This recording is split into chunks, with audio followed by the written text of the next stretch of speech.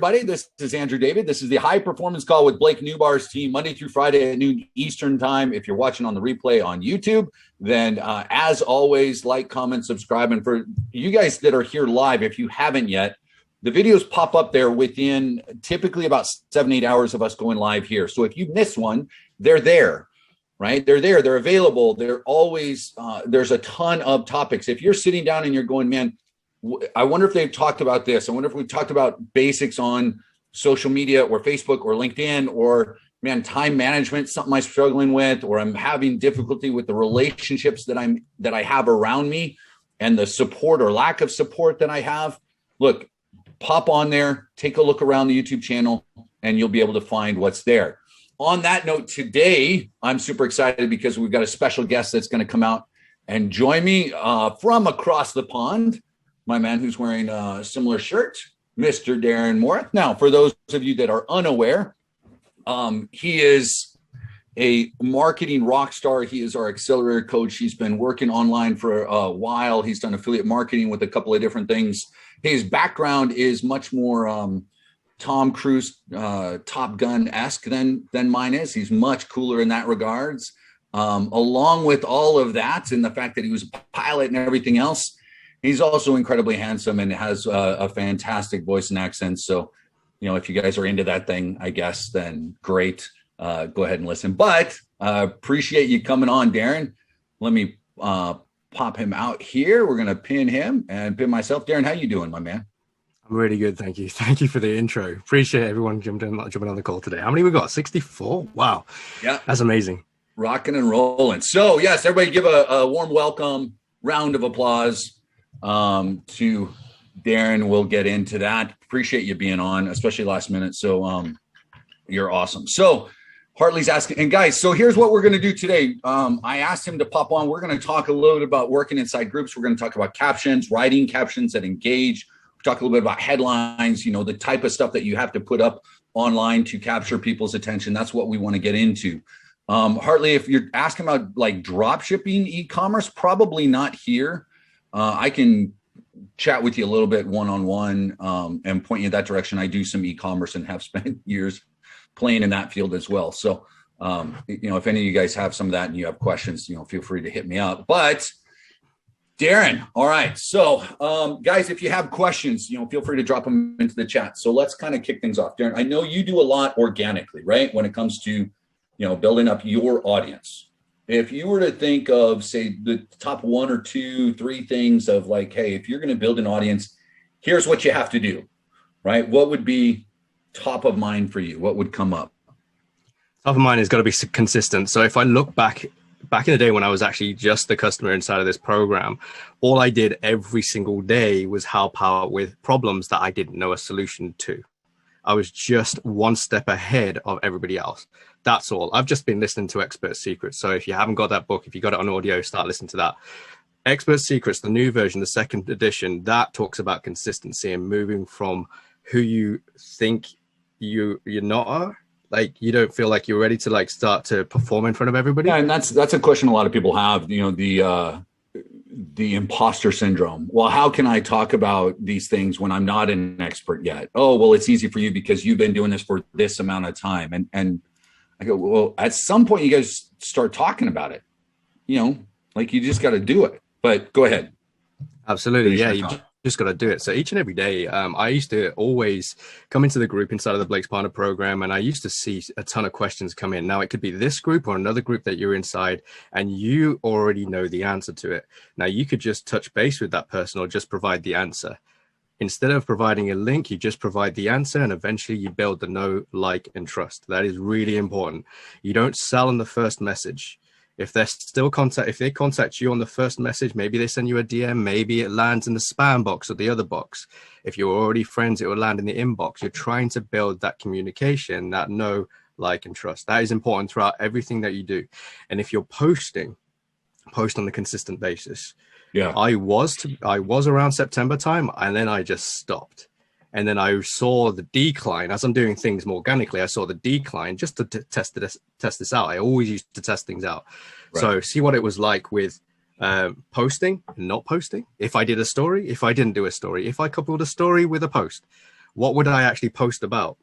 And if you did want to go into my personal profile and have a look at what I've been posting about, it's recently mostly been about, I'm going to remove you. So I'm going to get rid of you, make sure that you interact. And so along those, so he's talking about, guys, testing is important. And this really plays into some of you guys that want to kind of, I've got to be a perfectionist. It's got to look great. Testing essentially means I'm going to try a bunch of stuff and some of it's not going to work, right? And you've got to be okay with that with marketing. That's an important thing to remember. So the key to consistency as well is to just get started, because you can't be consistent unless you're actually doing something. And then he's got an audience. He's been doing this for a little bit. So one recommendation I'd base off of what he just said, though, is he's talking about, he was testing not posting as much. For all of you members here listening, hear me well, don't test not posting. Test, posting or posting too much would be the way to go, right? And I say that because we've had a couple of members recently that, were complaining they weren't getting results, and we go and look at their pages. I know Darren's had a couple of those that, we were both looking at and commenting back and forth in the Facebook group, and it's like, of course you don't have any results. You're not doing anything. There's no posts like once a week, once every 2 weeks. Of course you're not getting anything. You've got to be a bit more active than that. So anyway, all right. So consistency, number one. What's something else that you would recommend to begin with? And guys, again, if you've got questions about your content, like what kind of post or how you write out a caption, cool things along those lines, now's the time. Drop into the comments there. All right. What else? So aside from just helping out inside of the group, you'll always have certain people that will just message you and they'll ask you for more details or just show some appreciation. Just be humble and receive it. Continue with the conversation. So continue with who you are and who you want to be, which is being the person who is there to serve. You're not there to sell. So if you lead with going for everybody else's wins, which is what Blake talked about on his last call, going for everybody else's wins is what he did and what I did inside of the group. Now, if I do that on my personal profile, no difference. All I'm trying to do is create that conversation. So being consistent with your posts, being consistent with your stories would then start to attract people who are already hanging out on your personal profile. And if your profile is already set with the right settings and it's open, it will start to trickle out to everybody else who are not even in your network. And I've had a look at my posts and had a look at my reactions and had a look at some of these comments, and we're not even friends. They've not even sent a friend request. So be open to making sure that you're always being warm towards everybody else. Right. Yeah, it's really just putting yourself out there. So, all right. Sabrina's asking, can you be successful if you're not much of a social media buff? I've got some, go ahead. I was going to say, I didn't really post for a very long time. I actually hid away in Snapchat because it was disposable for 24 hours. And then everybody else started saying to me, come over to Instagram. I see a few people smiling in the room.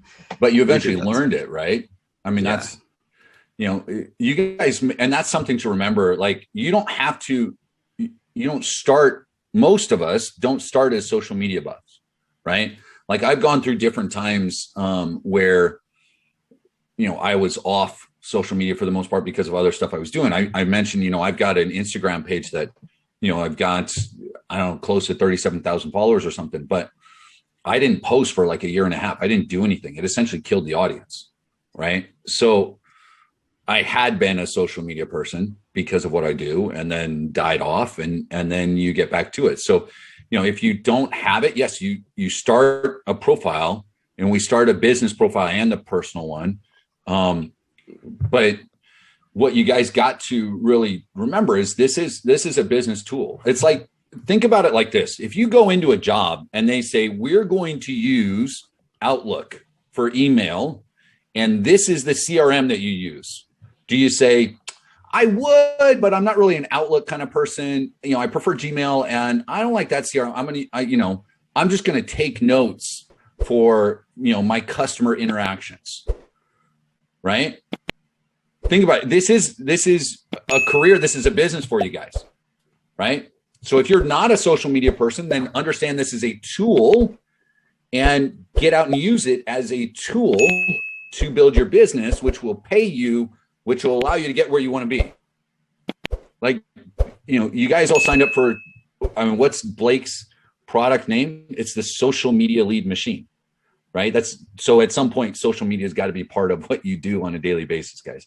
It doesn't mean you have to start as an expert, but you grow into it, build it, right? So let's see. Does that make sense, Sabrina? I hope that does. All right. So Hartley's asking for Darren, if our first funnel intended for launch, the audience is global, what amount of work should we expect to do? I mean, go ahead, and then I'll answer too. Okay. Well, you can do as much work as you like or as little work as you like. If you do no work, if there's no spark in the desert, you're building this Disney World in the Sahara Desert. If you build this thing in the Sahara Desert and nobody knows who you are, nobody knows it even exists, expect no one to be going to your theme park. So if you're not making any noise, which is what I always keep saying, is if you become the noise that people can't avoid at first, nobody will even know you even exist. Then eventually everyone will start to follow you. Yeah, you're building awareness, guys. So the reality is, Hartley, the amount of work that you do if you're going global doesn't change unless you're going 100% organic, right? For me to run an ad globally, it takes the exact same amount of work as it does to run it just, domestically, let's say in the US. It's the same thing. I just click, a broader area when it comes to, what I want to target as far as an ad goes. If I'm looking organically, there are influencers and groups that cover an organic, range already. So I'm just going to be more active there. How long does it take all right, well, Ernie's first. Does the post have to always be about your niece? No, you want to make sure you include your nephew, cousins, and aunts and uncles as well. I'm kidding. He's talking about your niche. Go ahead. So do the posts always have to be about your niche? No, absolutely not. I remember there was a couple of other people that came into the accelerator and they were telling me about their wins and what had actually happened when they did this one post and it just exploded. It was talking about his daughter's graduation and he was telling me about the stats each and every day. He was sending me messages inside of the DMs. It doesn't have to be about just family events. It can be you can do things that to do with something that's way, way, way in the past. Now, I've had posts that are like 9 years old of me stood outside the aircraft, and a lot of people in the marketing world had no idea that I flew. I was surprised with a lot of people that were reaching back out and saying, "Oh, I didn't know that you did that. You had hair. Oh my God," things like that. So it doesn't have to do with marketing at all. I just thought, just share. Those time hop things that you get. I didn't put any tagline or anything like that. But as I started to see it started to grow, then I actually edited the post. Then more traction came in and I started to test what was going on there. So it doesn't have to do with your niche whatsoever. If I'm being honest, like my niche that I chose, and it originally was dental. I have nothing to do with dental. But then when I went to Funnel Hacking Live, somebody kept on, poking me and say, you don't know anything about dental. You don't. Well, yeah, I don't. I'm just the end patient. So I decided to change towards affiliate marketing. Now, do I talk about affiliate marketing every day? No. If anything, I'm really talking. I could talk about like I'm going to clean up my personal profile. I could say something positive or negative. I could take a quote, something inspirational. Go and have a look at what Blake is doing on his personal profile, his page, and in his group. All different. Yeah. So if you can emulate what other people are doing in your niche, who is doing really well, who owns a group already, go and funnel hack, profile hack, see what they're doing. And that's going to be a very good turning point for everyone. And so what he's talking about here, so some of you guys that are new or maybe haven't heard some of the phrases before, when he's talking about funnel hacking or profile hacking, what he's talking about is you go and you look at, think about it. Anywhere you go, success is success, right? And so you follow those that are successful and you emulate what they're doing. Warren Buffett one time was reading and he was asked what he was reading. He said he was reading financial profiles from Ford Motors from back in the 50s and 60s. And when they asked him why, he said, because they made a profit, because they were successful back then. So he's trying to figure out what they were doing. It's the same thing here. So go look at what Darren's doing, look at what Blake is doing, look at what other people, decide on your niche. And that's where you're talking about organic and getting people to follow. So Ernie, think about, what other people in that space are doing and why people are following. So maybe it's brand names, maybe it's influencers, But if you're active there and you're providing value there, then you're connecting with the same audience that you would be connecting with, right? And so organic, how long does it take is hard to answer because it's different for every person, right? And it's different for every niche. And you'll have sometimes, and it depends. Are you in and you're active in groups? And when we talk about being consistent, we're talking about, daily putting something up there, but not just walking out daily and holding up a sign that says, buy my stuff, right? What's he talking about? He's talking about old pictures. He's talking about, a quote. He's talking about all these different things. So go see what other people are doing and emulate that, right? Do we need to create a Facebook group? So it depends. I mean, that's a route you can go, Ernie. Paul, in your case, I think it wouldn't hurt because you're looking at a group of individuals that do what you do. And so I think it'd be easy for you to create a group and provide all sorts of different value in that sense. So anybody else have questions? So let me ask you, when you talk about writing out a caption that engages, what are some things that you kind of look for? Is it just like a one word? Do you ask questions? Is it real long? What do you feel about long form video versus, pictures? What do you think? Where do you use video? Let's talk about that. Okay, so before I wasn't really leaning towards like long form. I know where it's going to go. That's from my marketing perspective. I know it's there to attract attention. It's there to create authority. That's what it's there for. But if we just drop our guard down for a moment, actually read it, or maybe even do it, let Siri read it from your phone. It actually does contain some valid information. And even if it's just to create a reaction or a comment, it's going to push that post to the top. It's going to show it's important from everybody else. So long form, short form. I find personally, short form for me seems to be a winner. Also with images as well that you do create yourself. I'm not a designer, definitely not. I certainly know how to manipulate Photoshop or Photopea or Canva. I know how to use those tools. But when I start using those consistently, that's where I seem to get a lot of attraction and a lot of attention, because it's now it's now branding myself. And I didn't know that I was doing that. I was just doing it because everybody else was doing it. Now, when I look back, I have a look at one of the posts that I posted back on the 7th of April. It's still going today. We have over 300 and some odd comments on that. That thing didn't even have a call to action on it. It didn't have a hashtag send this, hashtag give it to me, hashtag whatever. Yes, me. It didn't have a call to action. It had a question on it though. So though you'll find out the type of questioning that your audience likes and doesn't like. Consistently keep doing that and keep changing what you post, because it will cause more attention. Because if you keep posting about the same thing again and again, it's going to decline with the amount of people it's going to reach. And I've seen that with the first post, second post, third post. It goes from like 300 down to like maybe 150 and even further down, because I talked about the same thing. Yeah.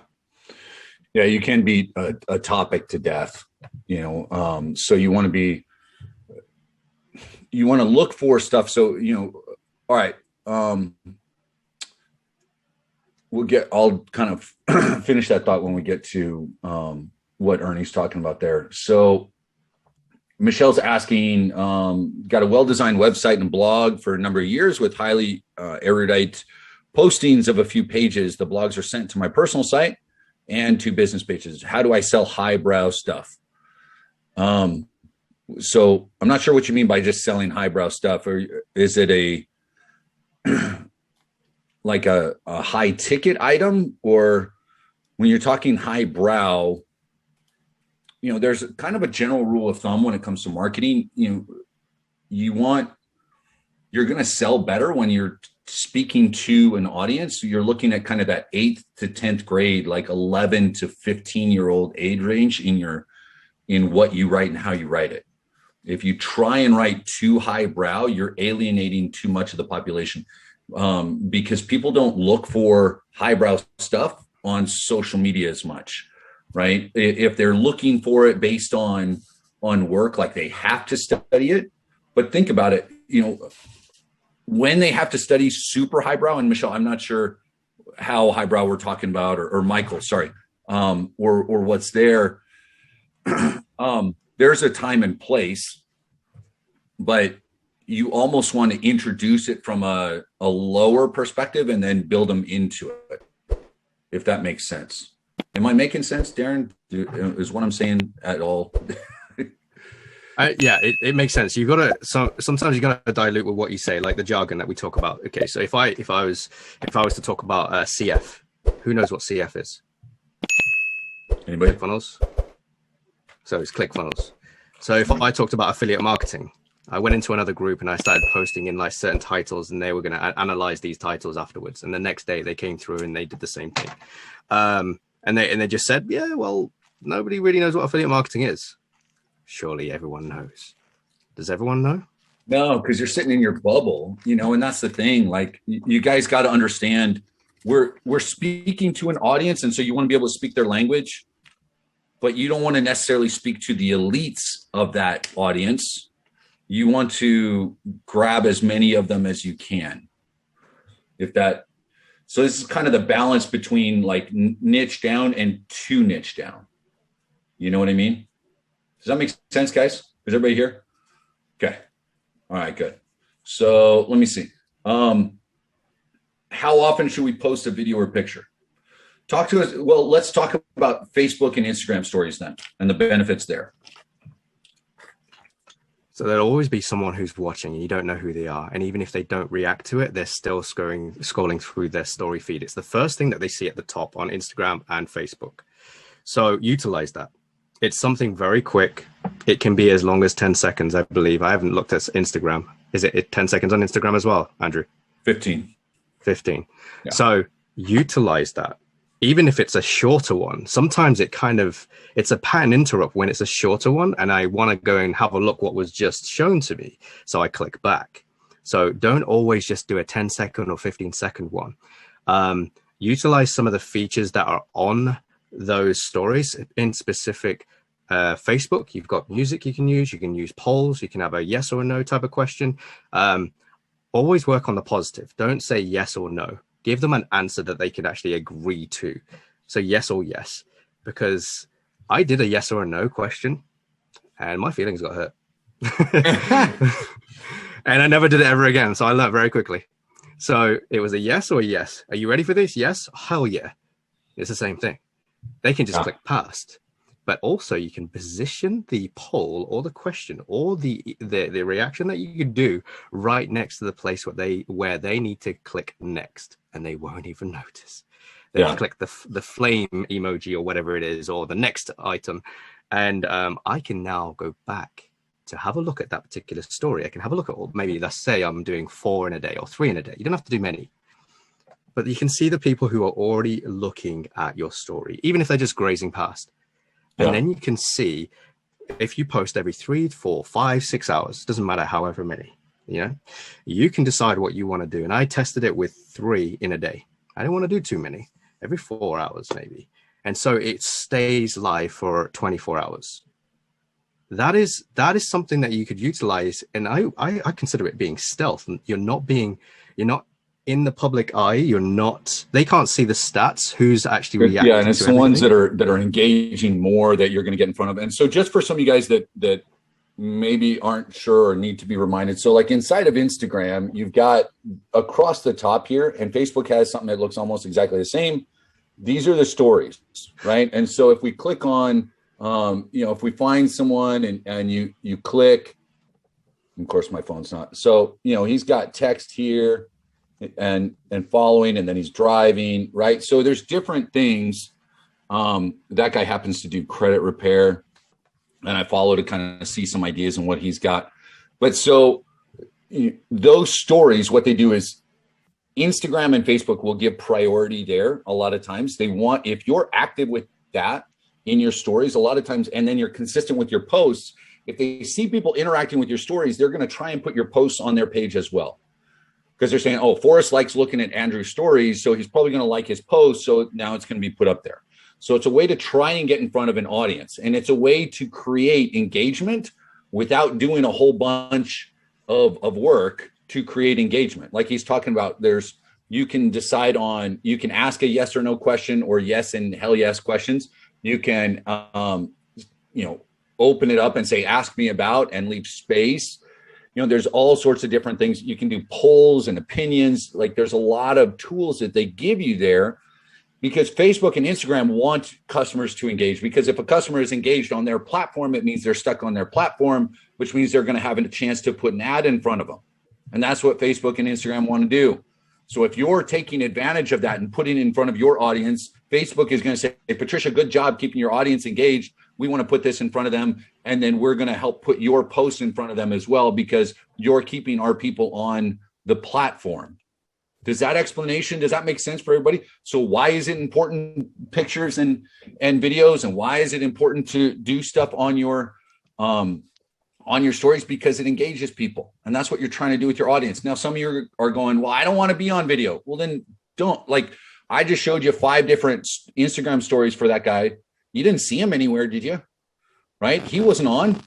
He's hardly ever on his face, but he's showing driving, or he's showing a customer that he's working with, or he's doing, like, there's ways to engage and create stories without, being front and center if you're scared about being on video, guys. Now, some of you guys are doing it. And if you want to, and here's the other thing about content, I want to throw this out. I want to give a shout out to Aga real quick. She's always on here. She's building up her Instagram profile. She's got a ton of followers, and she's great and consistent with her content, and her content works with the niche as well. Sometimes some of you guys go, I don't know what to post. I don't know what to do. You know what I've seen her do multiple times? She listens to a high performance call. She writes down some of the key elements that I give, and then she's posting about it. Like, I'm giving you guys content. Darren gives you content inside the Facebook group. Blake, like, you guys have the content. You just need to repurpose it and use it. I got no problem. Like, applause. Well done. Hey, so I'm tagging you because, like, you're helping us. So if I, as a response, also create like, know, and trust for you, because when I was calling you a coach, people were like, ew. When I started using name Andrew, they're like, ooh. So, it's just like, thanks, first of all, Andrew. I mean, the great thing is she's being super consistent, right? So if you're going, oh, well, I don't know what to do. Guys, I talk for 30 minutes. Can you take 30 seconds of that every day and post something? Absolutely. He's talking about expert secrets. We've got funnel, like, pull some of that stuff and use it. Just use it, right? Okay. And one thing, when it was going slower for me, when I was an absolute perfectionist, I indulged in post-producing photos. So I stopped doing this. And like in my last workout videos, I was on the edge of the lake, trying not to freaking fall into that, having an awkward guy in very funny shorts and pale legs, if you saw that. God, waiting till we F off from there.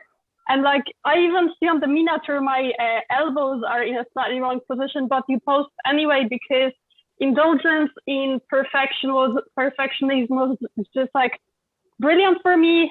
But it doesn't work as well when it comes to the quantity of posts. And when you rebrand, it's more problematic, which I'm rebranding now. And I'm just like, okay, there's something stupid on my photo. Just do it. And people will kind of see you as a human. Yeah, make it real. Absolutely. So Maria's asking real quick, Darren, can you explain fast what affiliate marketing is? Just real quick. Okay, so affiliate marketing, say, for example, you have a hair product and you really like it. You tell a friend, you say, go and get it. Well, you don't get anything for that. But imagine if you actually were credited something for that, like 20%, 30%, 40%, 50%. That's affiliate marketing. You're getting commissions for something that you're referring to somebody else. It could be a product that you don't even own, a program. There's tons of stuff. You can even go to Amazon. It applies in a lot of places. Yeah, Amazon affiliate, like your percentage is rough. It's like 1% to 5% now. They just got done cutting it. So. I have a question here, Darren and Andrew. Can we create affiliation as well with our Blake program? Say, hey, if you forward my program to somebody, I will give you 10% or 20%. Possible. So if you want to, like the partner program itself, like, so you're 7, you're 37, you're 197, you're DFY plus. If you want to partner with someone and say, hey, you've got an audience and I want to sell to that audience, and whatever sales that come through, because you guys have the license rights, right? So you're not technically selling the partner program. You're selling the lead machine to an audience, right? Those elements of the lead machine, right? So there is that distinction there. just to be clear about it. But as far as I know, there's nothing that says like if, given a referral fee is essentially what it is. It wouldn't be a straight affiliate program unless you're creating other products yourself. But if you say, hey, like with what you've got, Paul, maybe you work with accountants or you work with realtors and you say, hey, I'm looking for these kinds of individuals. If you send some my way and I generate some sales, then I'll give you, a percentage or something like that. Then that's fine. Okay. Okay. So like we do already on the mortgage stuff, 30 to 40 basis point and 20% on renewal. Yeah. I mean, you decide on what works for you, but if you're getting essentially free leads, not paying for the marketing, then that's something to think about. I've throughout the years, most of the businesses that I've been able to build, referrals are a huge part of that, building relationships. So, all right, Rick is asking, do you think most business owners know what a sales funnel is versus a sales pipeline? So we're talking about really not just digital marketers inside, our group. We're talking about actual businesses on the outside that we're going and targeting. So the dentists, massage therapists, contractors, plumbers, financial advisors, et cetera. They hear sales pipeline, but we're talking about a sales funnel for them. What do you think? It's not their lingo. Yeah. It's like if I go into a gym ownership or a gym partnership and I say, hey, I can create you organic free leads and organic sales. Organic in their world means food. Aga, you're in the fitness industry, right? What does organic mean for the fitness industry? Or anybody. First of all, providing value. In a way, I'm trying to avoid it to be salesy, but what I'm trying to build around is just like what people want. And then be stronger than my own resistance, because again, I'm evolving from absolute perfectionism. But first of all, people have to start trusting it, because like there are tens of thousands of fitness accounts there, and like pretty much it dilutes a lot.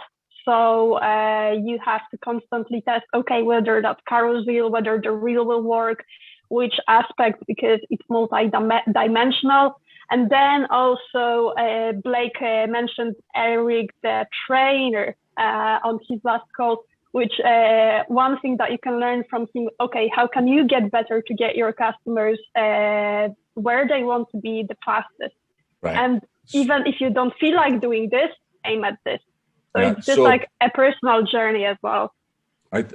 Yeah, absolutely. So understand the organic lead generation there. So that's kind of the digital marketing side.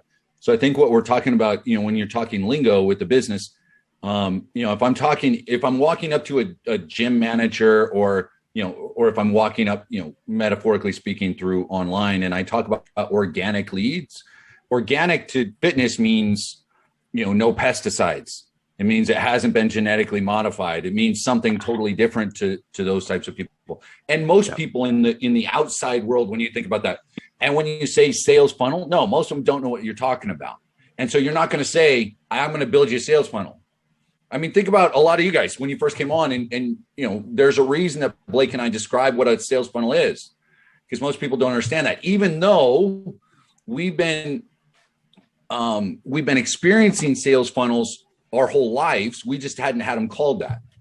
I think one of the coolest examples of a sales funnel that I share as an example once in a while, just think about how many of you guys have been into, and internationally, I'm sure there's some stores like it, but a Costco here in the US. How many of you guys have been into a Costco, right? Costco, for some of you guys that are international, is a huge store that has normally its bulk size, economy size products, right? So restaurants going to buy it. I mean, you walk in and you walk out with a box of 30 hamburger patties instead of just getting a pound of beef. So now you have Costco and you have all of this stuff. Pretty much anything you can think of, you can go in and you can buy in Costco, from clothes to computers and jewelry to wine to food and everything else, right? Now, the number one selling item inside of Costco, the number one thing that they sell outside of their membership is toilet paper. Okay, that's the number one item that they sell inside Costco for volume. I want you guys to think, where is the toilet paper located inside of Costco? It's the furthest from the door, right? So you walk in the door, right? Normally up in a corner, and they know that the majority of people are going to walk towards the toilet usually paper. at the end of the store, The very, very end. So they have to go through the entire store to get to the toilet paper, and then the entire store to get to the front. And by the time you got to the front, you've got the 30 hamburger patties, you've got shorts, you've got 10 lobster tails, or not. Maybe it's just cheese, and then you have a bag of popcorn that's this big and a freaking paddle board, and all you went in for was the toilet paper. They took you through a real life sales funnel, right? So we do this all the time. McDonald's, you go to get your oil change, you go in for a $10, $20 oil change because they don't make any money on the beginning, right? They don't make it with your first oil change. They make it later, right? They make it the second, third, fourth, fifth time that they show up, right? So anyway, yeah, it costs you $500. So absolutely. So as far as, you don't need to talk really about, you can talk to them about a sales funnel, but what you do is you just say, are you struggling with your social media? Getting people from to making the call or walking in your store and purchasing, depending on what type of business that you're talking about. And what you do is you say, let me show you what that looks like and how to do it. Right. And that's kind of what those video sales letters and the funnel that we use, that's what the process Blake takes them through. Hey, here's how you use social media. Here's how you do this. And then here's what this and so then they get there and they go, okay, that makes sense. That's the process that you slowly take people through as you educate them. Right. We had a question up here. Michelle, I've been thinking about taking and posting items from these calls. And just name her the name of the authors he's getting. Yeah, people look at any of the influencers. They talk about other people's books and quotes other people all the time. Taxing and business setup for people internationally. Darren, because you're in the UK, I have a standard answer for the US. Essentially, we've got Prime that we work with, Prime Corporate, but outside of that, you can find someone. And I am not a licensed business attorney or CPA, so I can't really give other advice there. But what do you tell people internationally? Same thing. Like, I'm not going to know everything in every state, country. And here in the UK, things work a little bit differently. It has to be a collective of all your incomes coming in.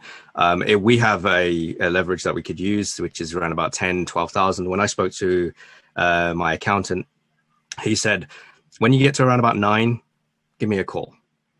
And that's from, your regular income. If you do have a day job, this is the only thing, then it will be that. So I would ring on the same thing as what you've just mentioned there. Is like, you need to go and find out for yourself locally. Yeah. So what will apply to me may not apply to you. And sometimes in some countries and certain states, they have to register their business straight away. In the UK, we do not have to. Yeah, we can apply as an individual. Yeah, check where you're at, guys. As always, we tell you that. I recommend, as you ask people questions, try and find someone that has worked with small businesses or possibly businesses online, because there are additional. Every country is going to be a little bit different, but typically there are some benefits that you can find, and you just want to make sure they're aware of them.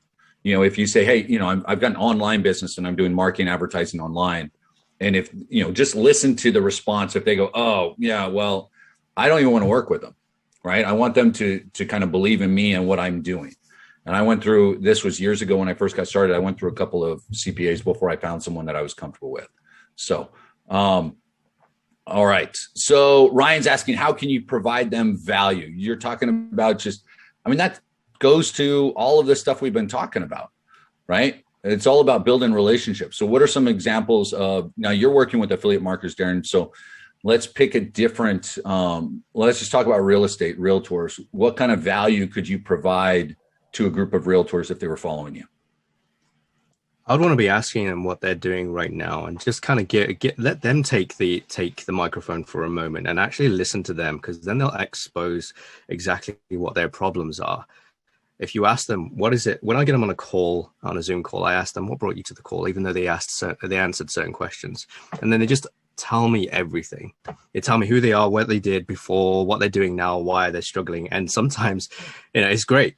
but sometimes you might have to tease it out from them. There are certain questions that you will have to ask them during that time, and it can take about 15, 20 minutes when you ask them on that call. That moment is you listening to them. And if you listen to them, you can then provide the solution for them. So with regards to like, what was it? The construction industry we were talking about? Was that? Yeah. Ernie's asking about that, but go ahead.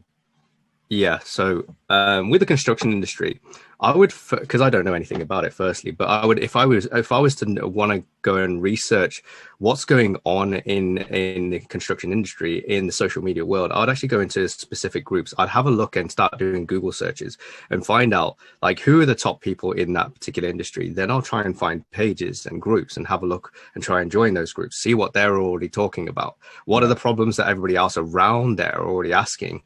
Well, let's have a look at some of the answers. That is exactly what I did inside of the Blake's Partner Program. I was silent for a good 1-2 months. And then I just started listening out to everybody else's answers. It's the same thing I did with ClickFunnels Expert Support. Listened out to everybody else's answers. All I knew how to do was connect the domain name. And when you started to see it again and again and again, what will happen is that you'll see other people answer it in different ways, and you can refine the way that you answer it too. It's like repurposing the same topic, like we were just talking about previously. Yeah. So finding those groups and asking those questions. And we've talked about doing a survey, you know, what are the top struggles that you're having? Or just if you're in some of those groups, like you said, you can be quiet in some of those groups and just look at what people are going to find a way to bitch and complain, right? Every group that you're in, one of the top things that they do, one of the defaults for most people is I'm going to complain, right? It happens in Blake's group. It happens. So if you're in affiliate marketing, look there, people are complaining, you know, offer solutions, offer training on that. If you're in construction, get into those construction groups. If it's real estate, there are thousands of real estate groups. Any niche that you guys are in, I promise you there are groups on LinkedIn and on Facebook.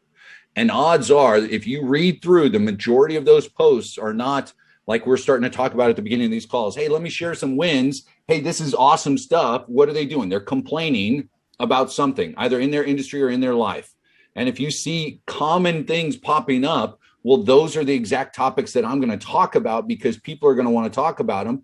And then I'm going to show them that I'm on their side, that I understand what they're going through, right? And that I'm willing, you know, I've got some solutions. Because here's the thing, generating leads that turn into customers that spend money in their business will solve most people's problems in business.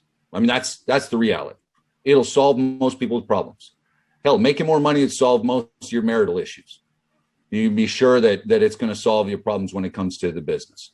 So finding ways to connect that, guys, like they give you the topics. If you're looking for topics, they give it to you for sure.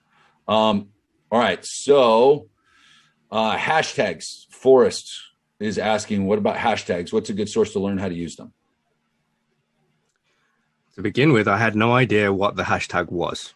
So I'd seen everybody doing hashtag boom. Like, why is everyone doing hashtag boom? I'd started doing it inside of the one group, the Blake's Partner Program, and it ended up being a bookmark reference that I have now got an Excel sheet of all my answers that I can go to and reference. So I've been inside of the program since January 16th, 2020. And everybody who had an answer, anybody who had a question, I can now go back and create a reply back to someone, maybe answering or just saying, yeah, congratulations, or, you know, just support that person because they did provide the right answer. I could now hashtag that post. It's a bookmark reference. In the same context of Instagram, would you think of it in the same sort of way as well, Andrew? Because you're on Instagram. I'm not really using Instagram. As a bookmark, I mean, I use it. So what I try and do, and some of you guys know this, like I'm kicking off a new Instagram page because the other one kind of died. So I'm starting it over from scratch. So I've got a couple of posts up now, and I'm starting with 0 followers and really just starting to build. And I'll get you guys probably next week. I'll get you the what my handle is so you guys can follow and look at it. But I look for tags that I feel may be relevant, and then I look for the influencers that are in my niche, and I go and look at what they're using and how they're doing it, right? And a lot of them may not have it right in their post. Sometimes it's, you know, down in the comments. It's the first comment that they use, and it's there.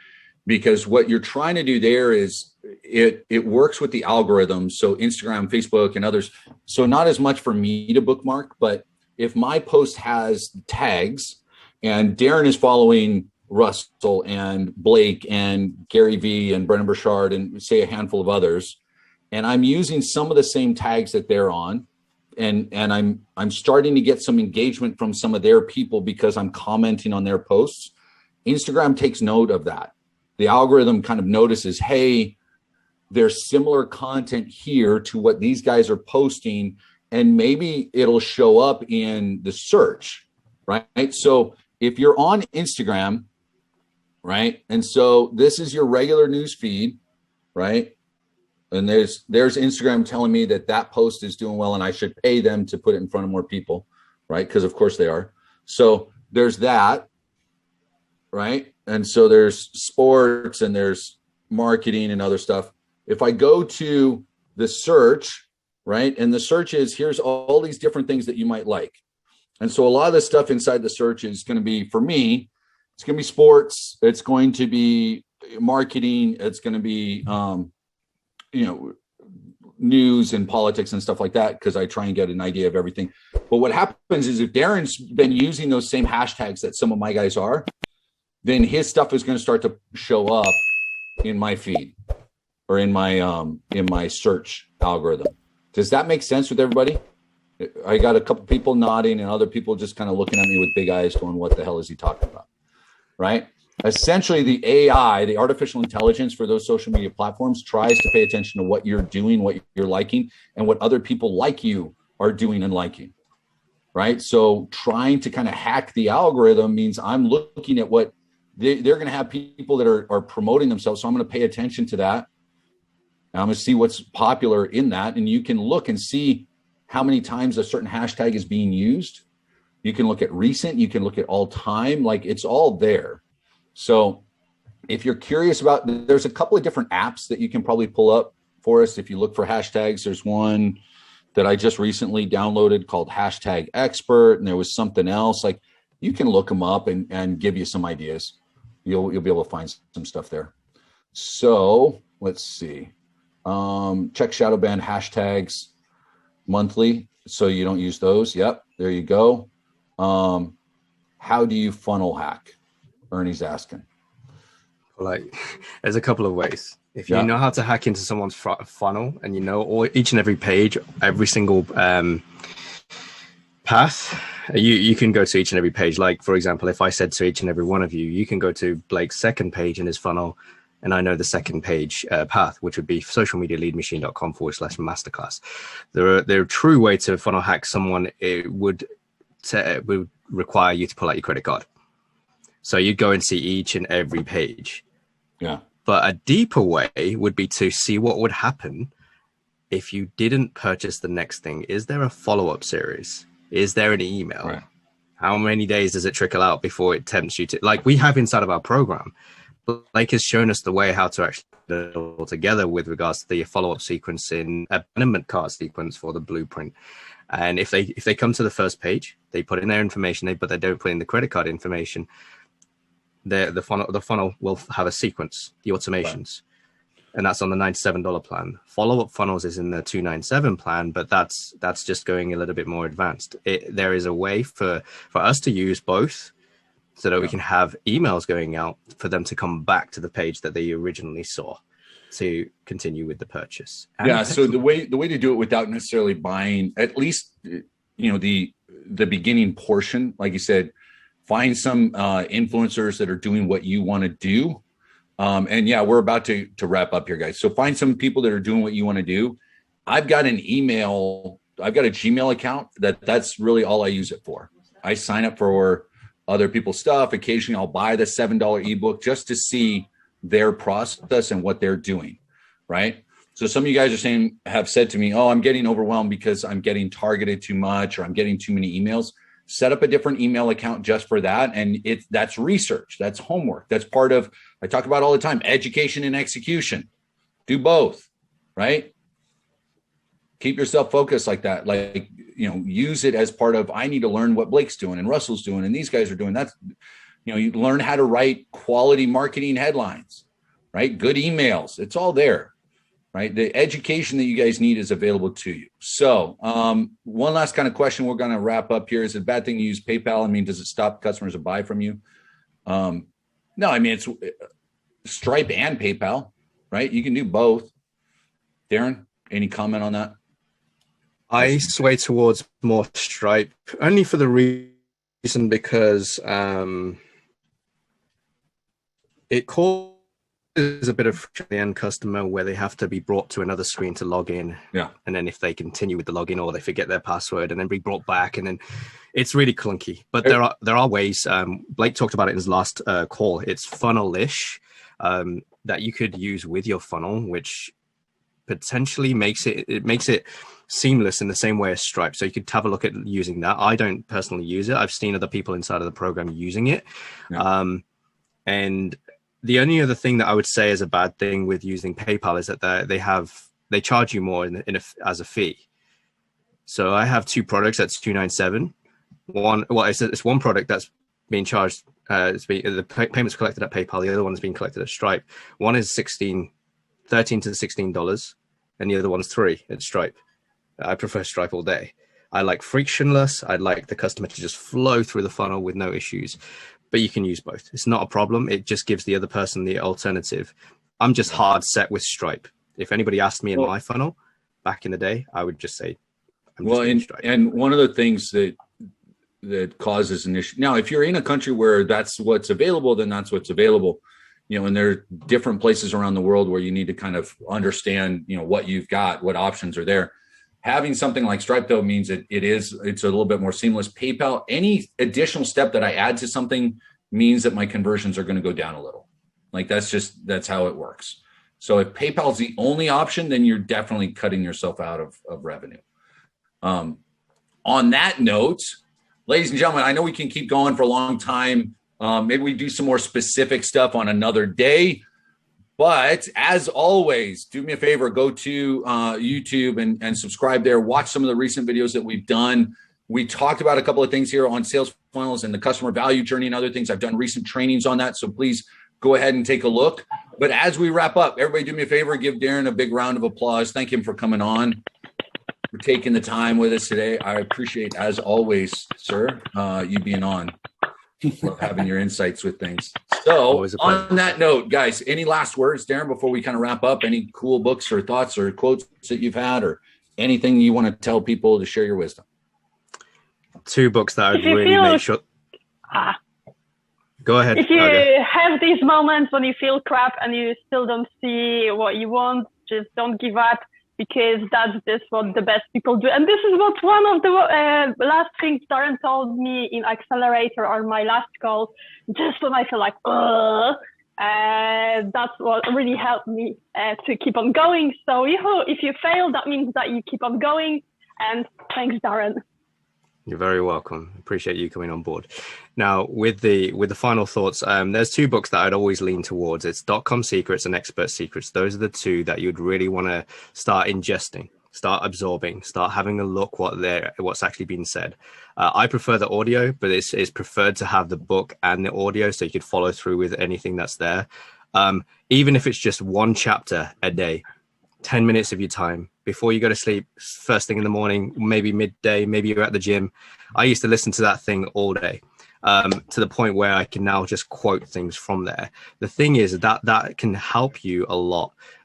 Stay consistent.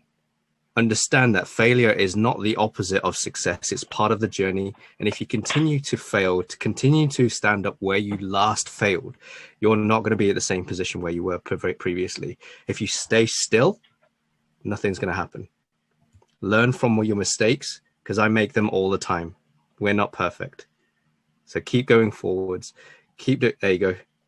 I see, Ernie. You got the book. Keep going forwards. Awesome. Keep learning, keep moving, guys. Never stay where you are. And that's one of the big things. Just each and every day, just do a little bit better, do a little bit more, celebrate every win, every accomplishment at the end of your day. Write that stuff down. If you've got questions for me, hit me up. The recording here will be up probably in about 8 hours on the YouTube channel. So take a look at it there. If you need the link, email me and I can send it to you. or you can get it from your accountability representative. As always, guys, go out, be awesome. Find a way to each and every day rise from the ashes, fly like the phoenixes that you are, and we'll talk to you guys soon.